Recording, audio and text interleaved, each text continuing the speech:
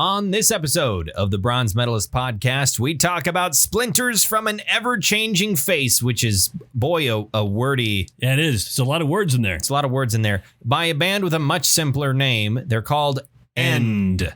And they're from, I guess, the US and Canada, but we'll get to that in a little bit.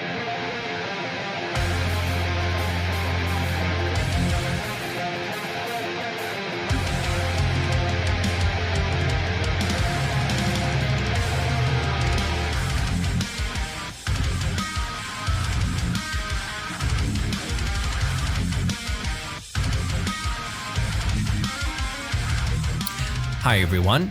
Welcome to another episode of the Bronze Medalist podcast. I'm Kale. I'm OJ. Oh, wow. Oh, I'm uncomfortable. Why are you uncomfortable, Kale? Anyway, we're two professional broadcasters. We like metal and we like to talk about it. I guess today we're not theoretically talking about metal. This would be called post-metal. You would call this post-metal, wouldn't you? It's, I would call like Neurosis post-metal or like Death Heaven or something like this. There's not enough guitar solos in this to, I mean, not that there's guitar solos in Neurosis, but like post metal is kind of a weird thing. I'd be willing to call it that. I would call this a really amped up hardcore. This is really amped up hardcore punk. Sometimes called power violence. It verges on grindcore in certain areas. Their first EP was a lot more in that area. The first EP was practically a sound-alike for Nails. Really? Now, Nails kind of leans more into the grindcore side of things, where it's like every song is, a maximum of 60 seconds. Yeah, it's just blast beat for... Except for the last song on Nails' most recent full-length album, which was, by the way, the whole album was 22 minutes, and 8 of those minutes was taken up by the last song. Yeah. But, this one... kind of finds a little bit more of its own footing, but we'll talk a bit more about that a little bit later on. First off, how you doing? I'm doing pretty good. I busted my motorcycle, so again. It's your problems with motorcycles is the same problem that not a lot of other people, but some people have with boats. Sure. Like you buy a boat, that thing is depending upon how big it is, that thing is just an investment in futility. Every year you're going to be fixing it. Sure. Yeah, I need to, and I found out that I need to bleed the brakes the hard way. I was coming back from home, coming back from the grocery store to home, and I realized, hey, I squeezed the brake handle and nothing happens. Oh, that's bad. Yeah. So you just have to drive around in circles for a little bit? I was going down 3rd Street Hill. Oh, no. Yeah. Oh, no. Mm-hmm. So what did you do? I used engine braking and the back brake a little bit. Oh, okay. Yeah. And I was supposed to go get like a soda at the, what's that store, Karma, for one of my kids. And I said, no. Your beer is really concerning me there. Is it why? Because you keep on, your arm and hand is on the wrong side of that. And I'm worrying you're going to gesticulate wildly and send this Guinness flying across the room. But anyway, so also, you're going down the hill and you were doing engine braking. You're going to get groceries. Yeah, I got groceries. I got some stuff. And instead I just went home. Instead of making a stop at another spot. Yes. I said, fuck this. I'm going to end up in the bed of a pickup with decapitated. But that wouldn't be good. Mm-hmm. That would be bad. And then the following day, I walked 30,000 steps. Yeah, that was just a challenge, right? Mm-hmm. That was just your son said, I bet you can't walk 30,000 steps. Well, he said, because normally I try to get the 10,000 into my Fitbit, gives me a little party. Yeah, a little party. Yeah, a little fireworks. With a pizza. Yeah, I wish. That would be awesome. That would be great. Fitbit, get on that if you're listening. But if you walk 10,000 steps, they will order you a free pizza. That would be great. I would never miss a day. So I missed a couple of days walking 10,000 steps. He said, you got to walk 30,000. So it's 1,000. I don't know. I said it like that on Sunday. So I did. And you were regretting that on Monday, as I understand. And Tuesday and Wednesday. Yeah. Just a little bit chafed, huh? Yeah. Chafed, and my muscles are like, fuck, dude. Why'd you do that? Did you get lost? Why did you walk so much? The last time that I walked anywhere close to that. It was in Las Vegas, because I mean, Sure. that's just all Las Vegas is just walking and walking and walking Up and down one of the strips. Yeah, to another place that you don't really want to go. At least that's the way it is for me. It's like, okay, we're going here now. Mm-hmm. All right. But man, that last place, I paid $15 for a beer. What's this next place? I'm going to walk really far and then pay another $15 for a beer. I think I told you about the most out of place liquor store. It was just like it was like a normal liquor store / convenience store that was inside. Was it the Miracle Mile? It was just a normal liquor store inside this mall in the middle of the strip in Las Vegas. That you could buy, a tall boy of like Shinerbach for like $1.50. like normal beer that you would buy, if you buy just a can of beer at a grocery store anywhere else in the world, just buying one can of beer is the same sort of price. Sure. I was walking around that place like, what the fuck? Yeah. How is this here? How has whoever owned this place not decided, I'll make people pay whatever I want them to pay because this is Las Vegas and people need something to drown out the pain of all the money they just lost. Sure. They're paying $7 for this beer over at Excalibur. They'll pay. And it wasn't like super busy. It was just like, it was just a normal, and it wasn't the little tiny hole in the wall either. It was like a moderately sized little store. It was just it boggled the mind.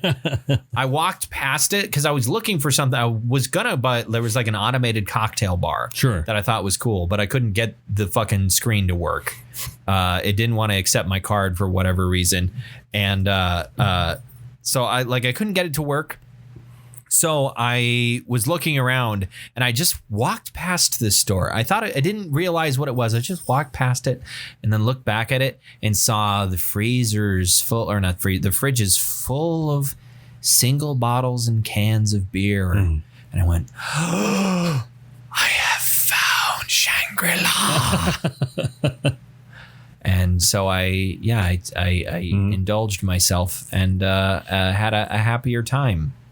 Because boy howdy, it's too much. That whole city is too much. It's too much for me. Can't do it. There's a lot there. There's a lot going on.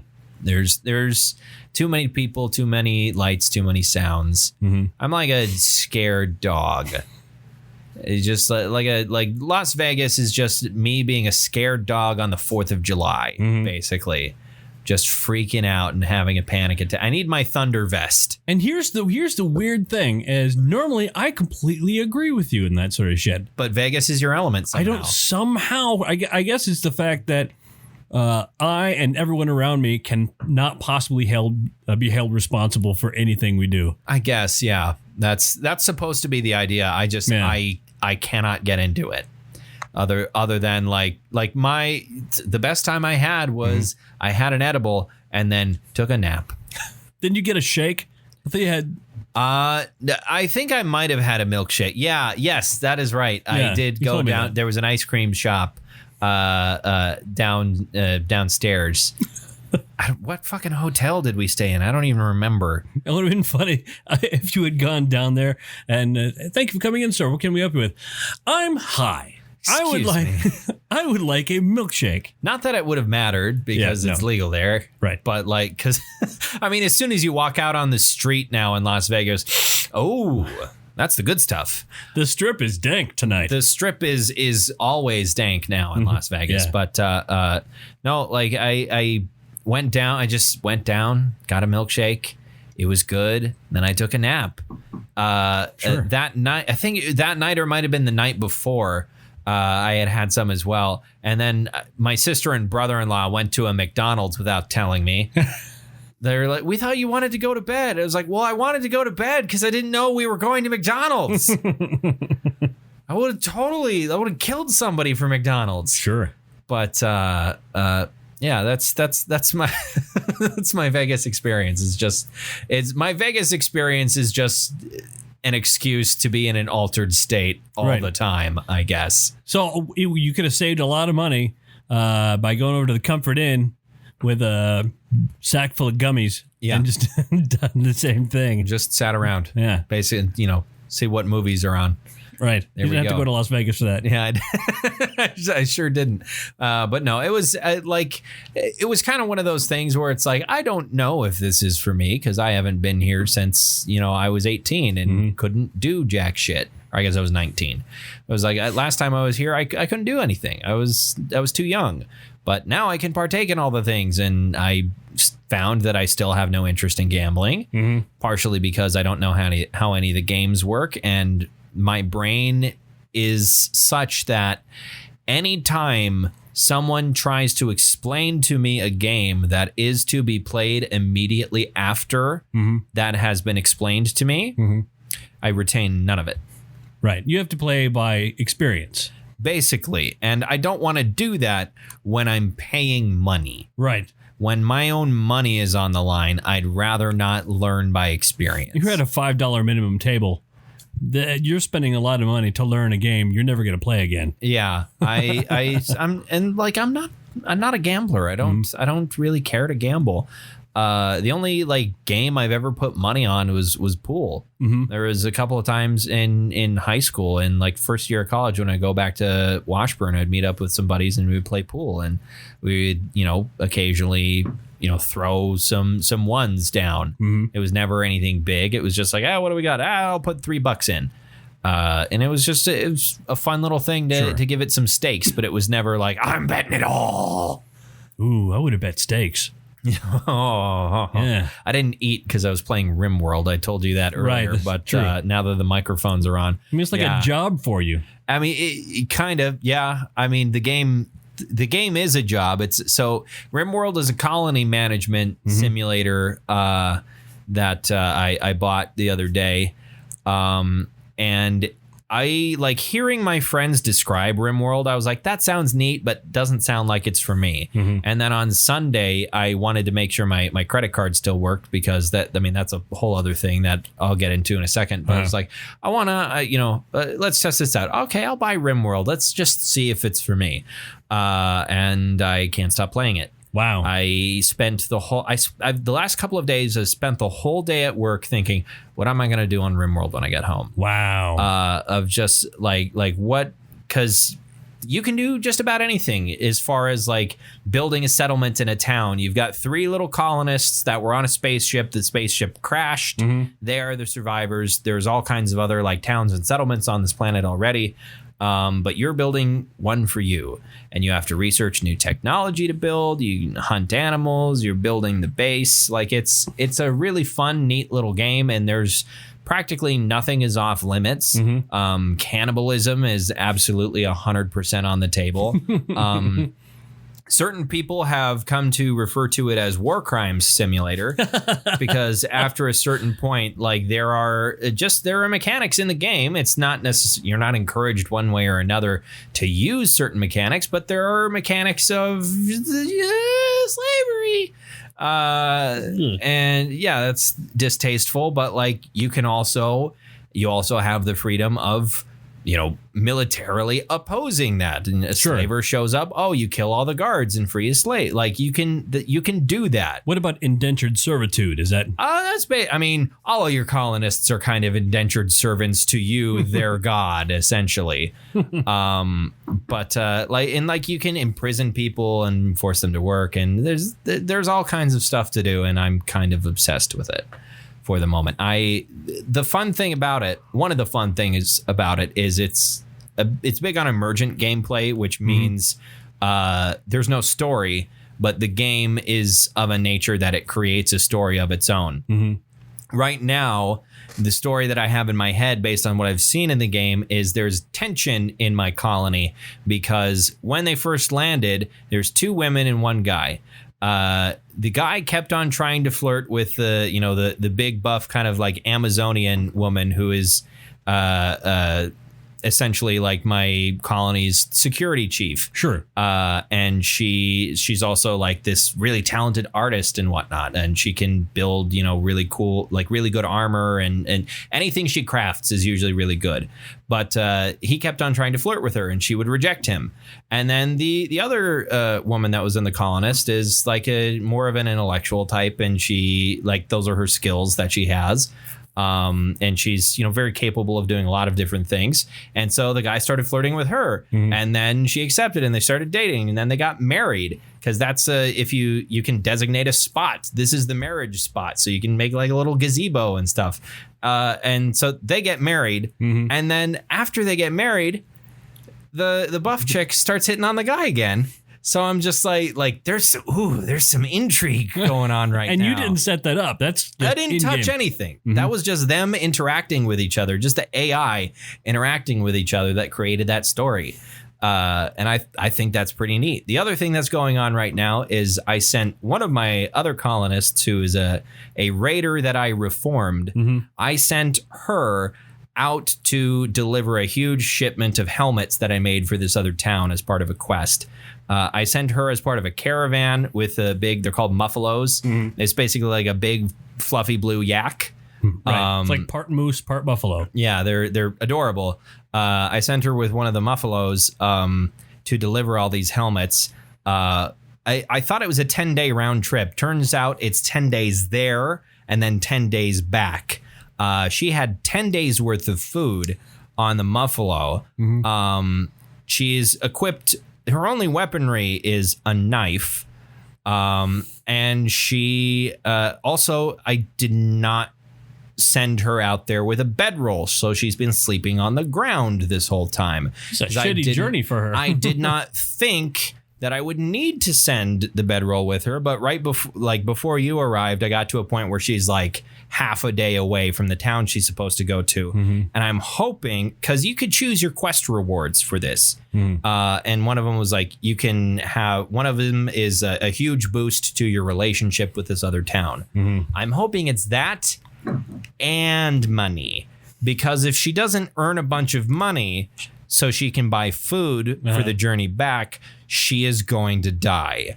And I will feel really bad about that.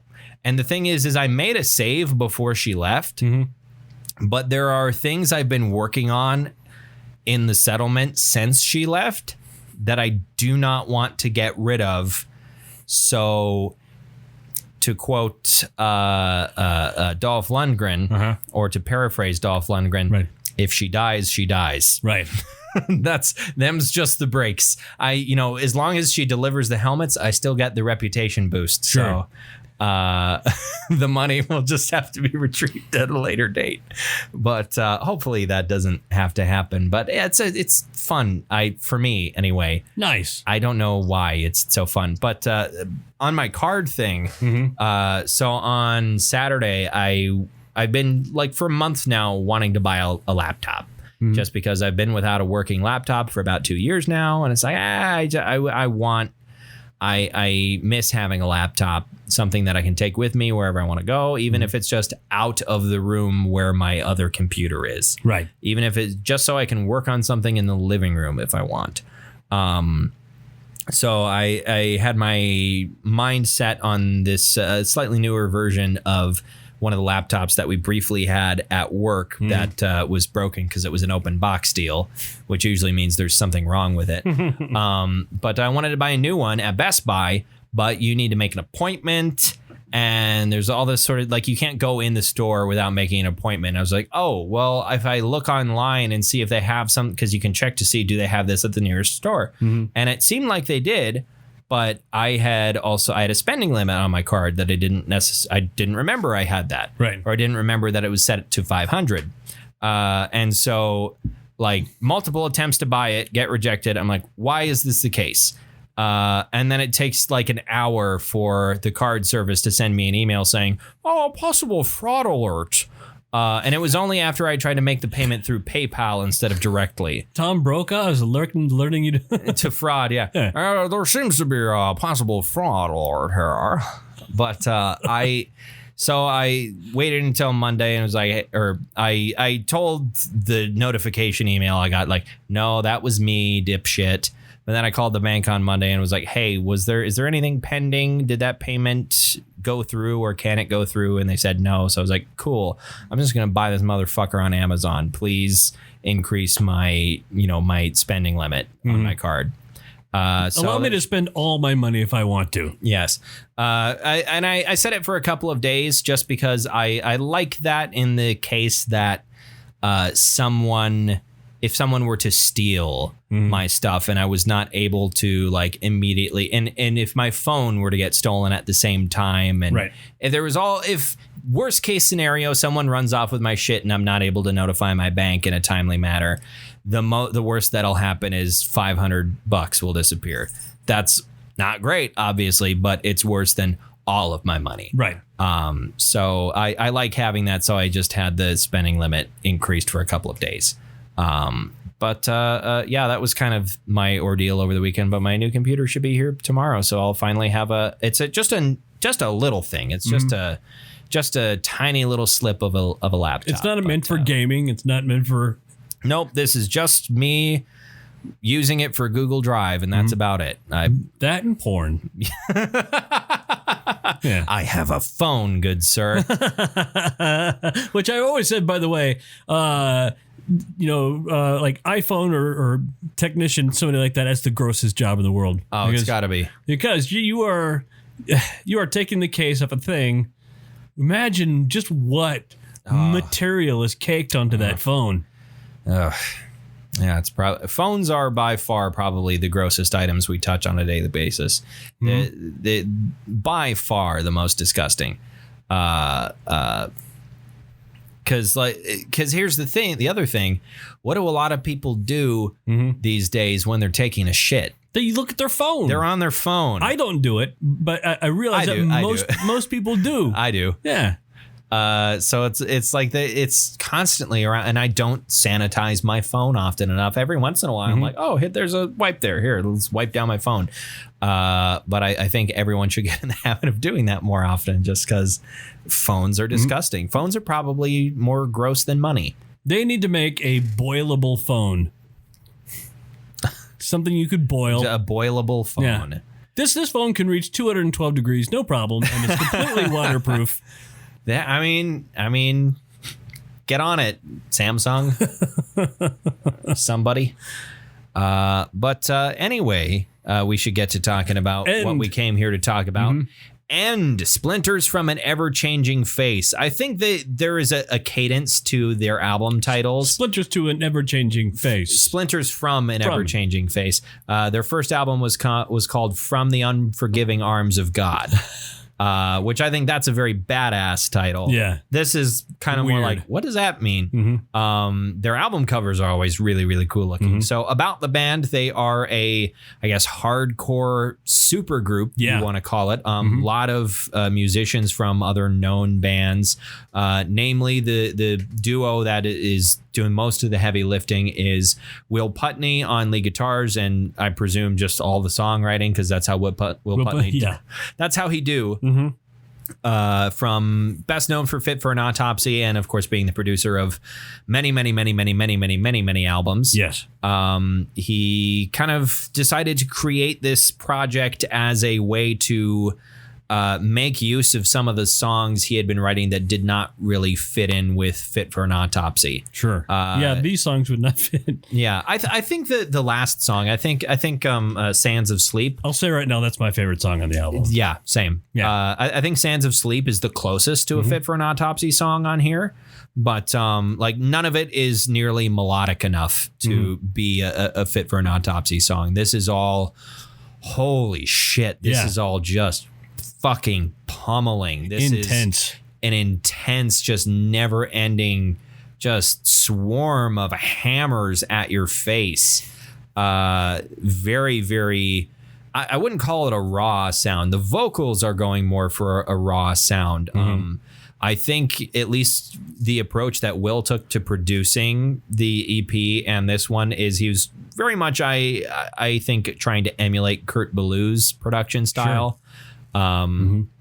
without having to pay for Kurt Ballou to produce it, just because Will is a producer himself. Why not? Yeah. Why would he pay for someone else to do it? But like to that end, this album, I believe, came out on Death Wish Inc., which is Jacob Bannon's label, who's lead singer of Converge. Okay, which there are some similarities with Converge. Absolutely, yeah. I think this is. This sort of album and the band in general, I think, just sort of very much wears its influence on its sleeve. This is very much in the wheelhouse of stuff like Converge or Botch, or like even like, you know, some of the Chariot stuff. It's also very similar to recent work from Nails, which is sort of a grindcore slash the word is power violence, which I think is a wonderful word. And basically power violence is just grindcore with the metal stripped out. Right. Whatever metal there is in grindcore, get rid of it. You've got power violence. And that's really what I think this style is. The other like main focus of the band is Brendan Murphy, who is best known as the lead vocalist for the Canadian hardcore band Counterparts. They're a melodic hardcore band. And I think if I did not know that it was Brendan Murphy, I would never have made the connection. Really? Partially because his vocals on this are deep fried. There's a lot of intentional distortion put on the vocals here, just because that's part of the style they're going for. That's part of the way, especially like early Converge albums worked. Although I don't know if that was intentional or if that was a byproduct of, you know, not having a lot of money to produce early stuff. But if you listen to like Jane Doe, all of the vocals on that are distorted to hell. And these ones that's intentional. Yeah, I think so.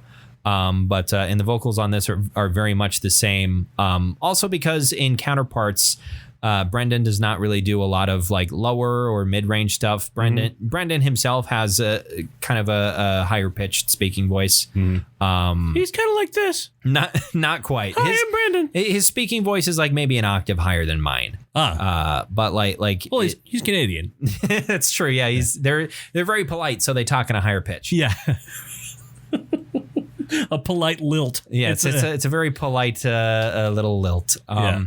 But they're I love Counterparts. I haven't listened to them as much lately as I once did, but I absolutely love their logo so much that I've kept it as my screensaver for like the last 3 years. And you have the sweater. Yeah, the sweatshirt that's hanging on the back of my chair because it doesn't fit me anymore. When I first started getting to know you, I'm like, oh, what was he in the band Counterparts? Because I never took the fucking sweatshirt off. That sweatshirt especially, my Silent Planet sweatshirt is starting to fray a little bit on the sleeves, but my Counterparts sweatshirt, the right sleeve is fucking destroyed. Really? And that's, I don't know what it is. I do that to all my hoodies. The right sleeve. Yeah. I do the left sleeve. Really? I don't know if I just like lean on my right elbow a lot, but like if I have any sweatshirt for, you know, more than 2 years, the right sleeve is eventually in complete tatters. Nothing, you know, nothing intentional that I do. It just happens.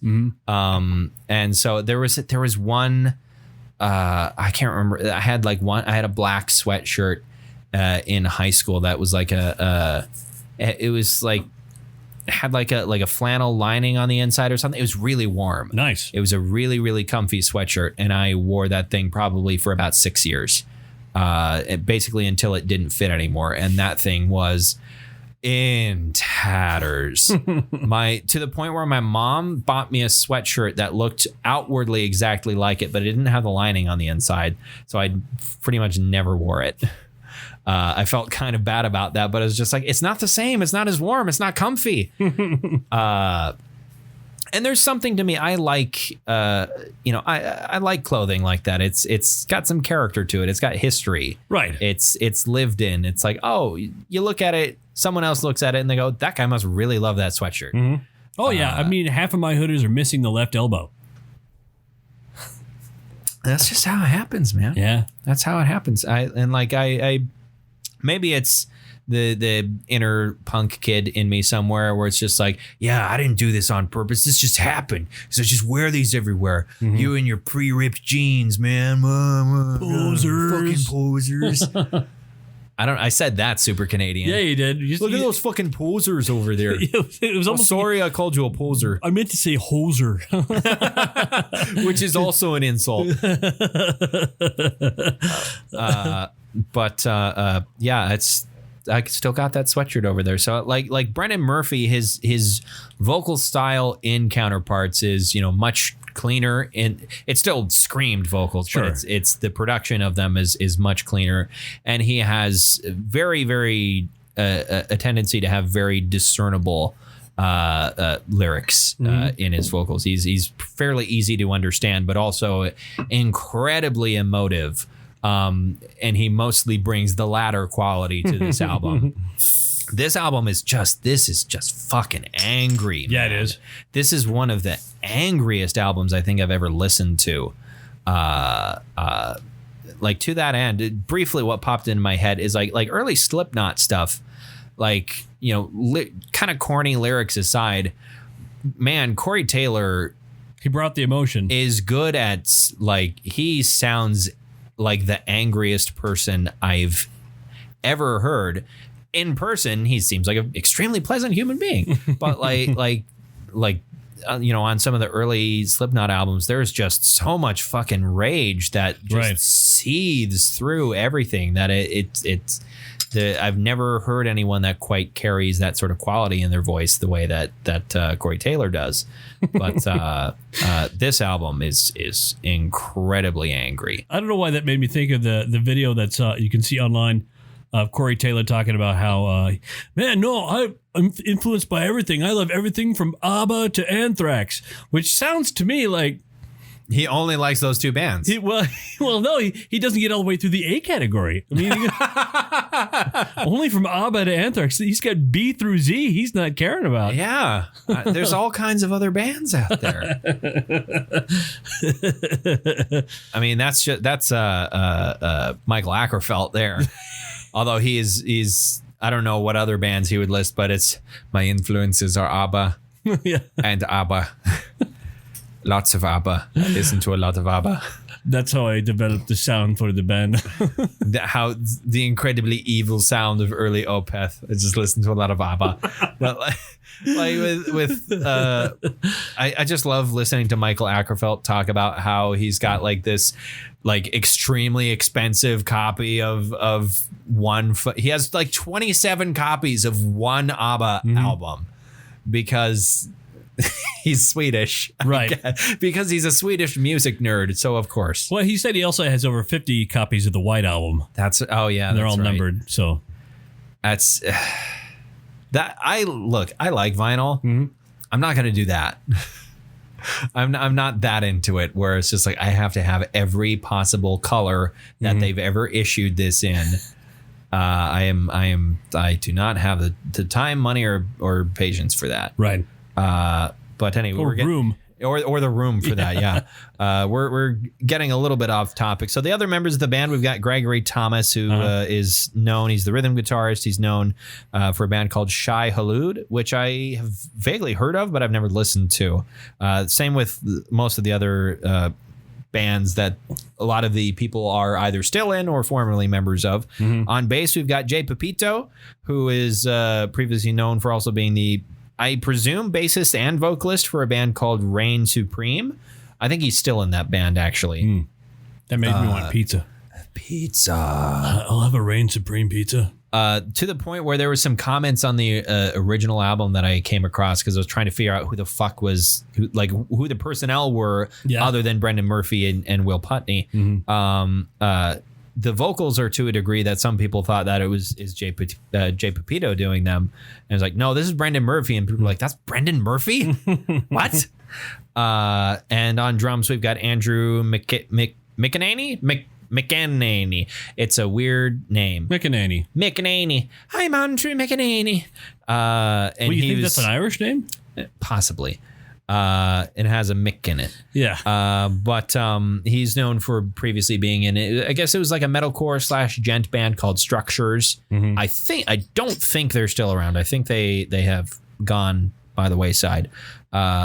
Interesting thing about Structures, there was a band called there was Structures, who's sort of a gent metalcore band, and then there was Volumes, which was in the same category, and they made a joke that I desperately wish could have been a thing, that they were going to do a collaboration album between the two bands that was going to be called Vultures, but it never happened. I actually don't even know if Volumes is still around. They went through some weird lineup changes, and I think they because there was a really good vocalist that they had that left because he wanted to start like a rap career, and then the vocalist they got to replace him is a guy who had already done that, who had been the vocalist for, he was the vocalist for like this, I think it is like a deathcore band called As Blood Runs Black. He left that band and then became started like a rap and like R&B career. And then he came and did like one album with Volumes, and it was fine. I never actually listened to that album, but then he left, and then the previous guy came back. It was weird, but enough about them, I guess. I mean, this is kind of a foregone conclusion, but does this album slap? No. Well, here's the thing.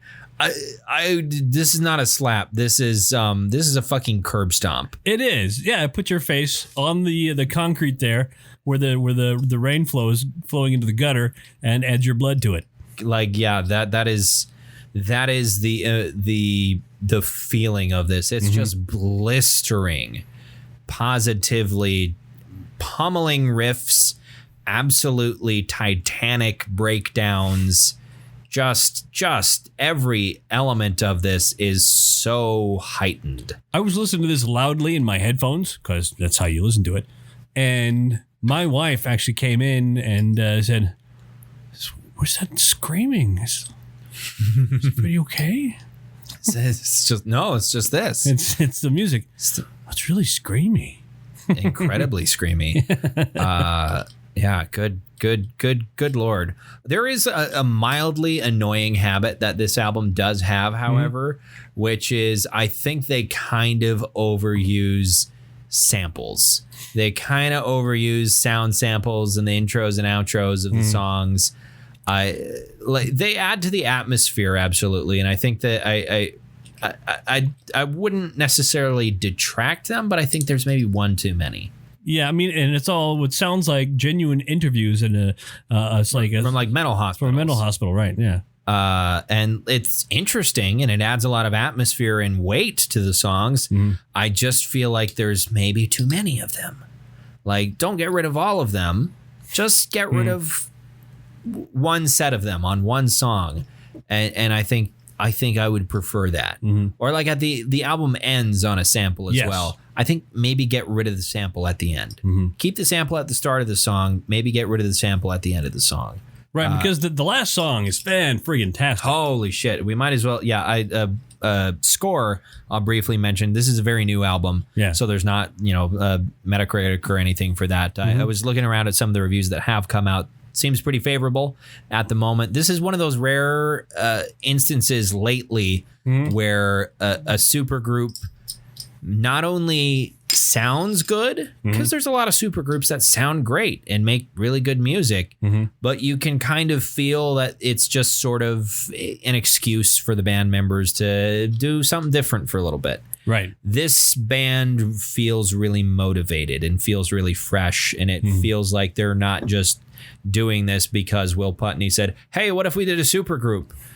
They're doing this because Will Putney said, "I really want to make this music. It doesn't fit in with the band that I write for normally, and I need capable people who can help me realize this because I've got all these songs I've been writing and I want to make something of them." So I think there's a really genuine motivation for this, and of course, not that he ever would, but Brendan Murphy, I think, took the lyrics very seriously, because Brendan Murphy is kind of he's the Dan Campbell of hardcore. He's like, Soupy from the Wonder Years. Right. He's got his lyrical game is strong. I said that in the whitest possible way. His lyrical game is strong. He has a strong lyrical game.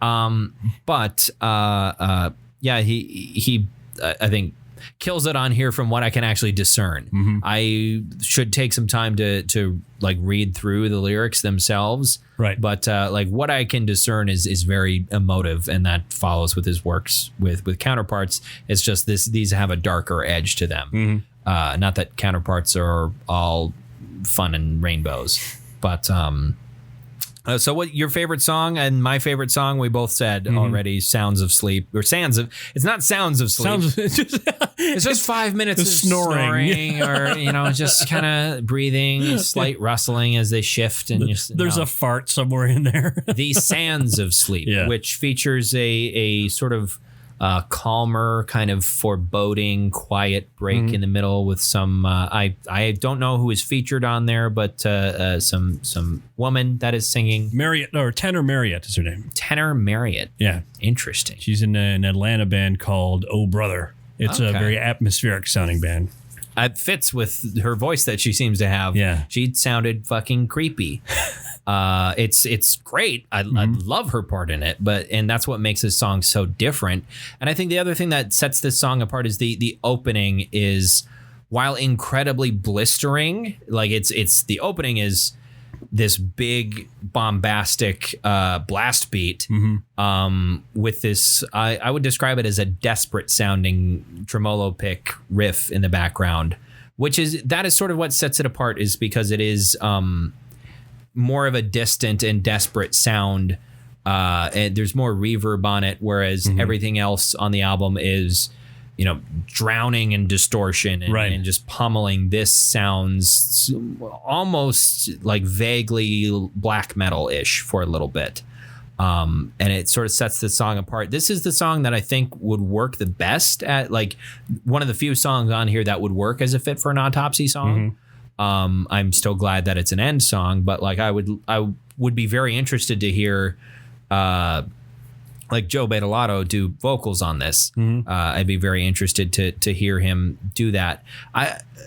And when it comes to vocals as well, I'd also be very interested to hear what this would sound like without distortion on the vocals. Because that's a thing that kind of holds it back for me just a little bit, because I know what Brendan sounds like without all the distortion on his vocals, and he sounds great.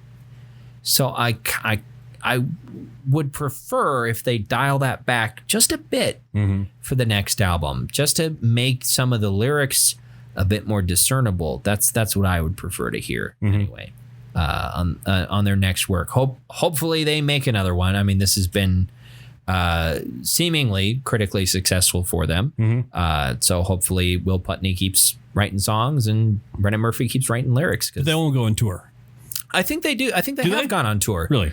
I think this is just like, I don't know if they were very extensive tours, because of course everyone else is in different bands and Will is busy producing. But I think this is Will's like, hey, I have a week off. Let's go do some shows if we can. Like, I don't know how they figure all that stuff out, being that they're all busy musicians otherwise. But I do know they have played some live shows, whereas I don't know if Will ever plays live with Fit for an Autopsy. If it's just a thing, it's like, oh, we're performing in, I think they're from New Jersey. It's like, oh, we're performing a hometown show. Will be there. I don't know if that ever happens, or if, Will just either that, or it's like we're performing a hometown show. Will is doing front of house sound. It's probably how it works. Like, Will is our guitar tech for tonight, just for tonight. Maybe that's how it works. I don't know, but I do know that he has performed live with End, and I'd love to see this band live. Sure, this would be a incredibly rowdy live show to go to. Holy shit. So what medal are you bestowing upon this, like Maz Kanata to Chewbacca? It's been a little bit. It has been a bit. I give it an almost gold. It's a silver. I'm with you on that. Yeah. There's, like I said, the vocals thing just holds me back just a little bit, and the sound sample. There's a couple elements of this that I would like to see changed. Maybe I'm completely wrong. Maybe this would suck without the distortion on the vocals, but I feel like just a bit less. Don't get rid of it necessarily, because I think that adds to the atmosphere of the album. Of this, this is noisy and grating and brash and just mean, and I think you need a little bit of that on the vocals there. But just dial it back just a bit and take it easy with the sound samples, because at a certain point it becomes a cliche. That's what I would prefer to see in the future, and so I'm giving this an almost gold as well. So next week, what are our plans for next week? Are we diving back into doom metal for a little bit, or I've actually forgotten the name of the album that I picked in my mind. Because I'll give you a second here while I open another beer. Go ahead and just open another beer. I'm grabbing the bottle opener. I'm opening the beer. The bottle cap fell on the floor. I would like to talk about Queen of Time. Queen of Time by whom? Amorphous. Amorphous. Okay. Is that which Amorphous? Is that the new one? That's their newest one. Yeah, from 2017. I believe I have listened to at least part album. of it. Yeah, at least part of this album before. I really liked their sound. So yeah, I'm happy to get into some Amorphous. I've been into them since the 90s. So hell yeah, I remember. I distinctly remember liking what I heard. At some point, we were going to do the Satanist as well, weren't we? Yeah, we're talking about doing by that Behemoth. By Behemoth, yeah. Although do we want to save that for Death Metal December? Perhaps. Do we? Because that's kind of one of the big death metal albums of the last decade is the Satanist. So maybe we'll save that there. So they border on. They're blackened death metal. Blackened death metal, yeah. They kind of relaxed the certain elements of that sound. Behemoth did for a number of years, and then the Satanist came out, and everyone was like, "This is like old Behemoth." Yeah. So it's death metal, but with some Cajun spice rubbed on it. Sure. And heavily grilled. Is that I don't know if that's okay to say. Why? That's what they call blackened when something is blackened. Oh, okay. It's not. I got the wrong idea. It's not that. I know. I'm stupid. I'm sorry. Blackened catfish is awesome. Okay, I've never had. See, because I don't know anything about Cajun food because I'm boring, so I wouldn't. I feel like you would like Cajun food. Maybe I would. I don't know. Maybe I'll pop by with some gumbo sometime. There we go. I think the week after that. Yeah. I'm really tempted. Because I've had a couple of nights lately where I just gave it a listen and it did not make me incredibly depressed. So I'm really tempted to force Mirror Reaper onto you. Okay, here's the funny thing. Just for shits and giggles, I actually listened to the first half of it over the weekend. And how did it make you feel? Actually, what it ended up doing was removing any emotion that I could possibly ever have again. I cannot feel one way or the other forever now. Yep. Well, I mean, that's better than being made incredibly sad by it. Sure. I think the key for me with Mirror Reaper is I just can't listen to it at work. Right. Because when I'm at work, there's all kinds of things that I end up thinking about. Sure. And if I'm just at home or if it's late at night and I'm just like, let's listen to this, then it's much more interesting and far less depressing listen. And the funny thing about them, Bellwitch, there is I noticed, of course, they don't have a guitar player. They're a two-piece band. It's a two-piece. Bass and drums. That's it. Yeah, and I noticed something about the vocals. I didn't realize I was listening to vocals until about 3 minutes in. Yep. Like, oh, that's a voice making that sound. That's not like some sort of weird low like digital rumble. Yeah. No, that's the drummer's death growls. And like it's you realize it when it is occasionally punctuated by a high vocal. The current drummer that they have, who I replaced the previous drummer who passed away. Right. Is also very good at performing, a range of screamed vocals, and then the bassist sings the clean vocals. that you can get to if you listen to 30 minutes of the of the song. You gotta wait a half an hour. You gotta wait a half hour for any clean vocals. But I think Mirror Reaper is such an incredibly interesting album, and it would be. I think it's worth us sitting down and listening to and examining a little bit, because it's a fascinating album. All right. If nothing more than for the endurance of it, we'll give that a listen. It'll take 30,000 steps, but we'll get there. Yeah. Listen to that on a walk. You know what? Okay, here's a funny thing. You have to run for as long as this song lasts. What song is it? I hope it's like a Slayer song. Sure. No, it's Mirror Reaper. Oh fuck. And here's another thing. If I'm in a gym, I can wear headphones, but if I'm outside and out in public, I can't wear headphones. Why? I have to hear what's going on around me. Yeah. Well, if you just go on like a walk in the park, not like on the sidewalk or something, but like a walk in the park or something like that. That I can do with headphones. Yeah, with headphones. But I was downtown and I was on a highway and I was. Yeah, that's I got to hear shit. Yeah, absolutely. You got to be aware. Mm-hmm. And that Mirror Reaper would be a weird album to force other people to listen to. Which is like, that's a big pet peeve of mine. I hate when anyone else like forces me to listen to their music in a public setting because they refuse to wear headphones. I despise that. It's just like, you're not controlling a boombox or anything. This is not we're not at a party. You are just listening to that through your phone on the bus. Please invest in.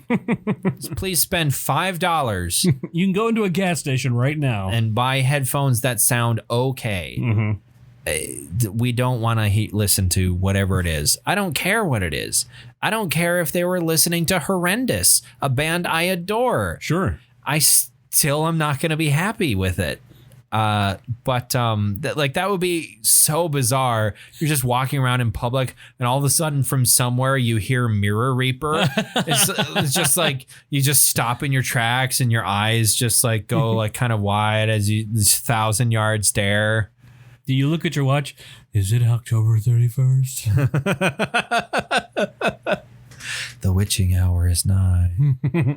I guess that's in our future. But next week, Amorphous. So if you're planning on patiently waiting for that, you may as well check out our Facebook and Twitter pages. We post new episode links there. Otherwise, I noticed last week's kind of went up. Was it yesterday? Yeah, it went up yesterday at 9:00 because I was playing RimWorld. Yeah, you and your rim job. But anyway, we post new episode links there whenever I get around to it because I'm a lazy sack of shit. And we're also on Libsyn. We're on iTunes. Mm-hmm. You can check out those feeds, whichever you prefer, and get new episodes that way. Sure.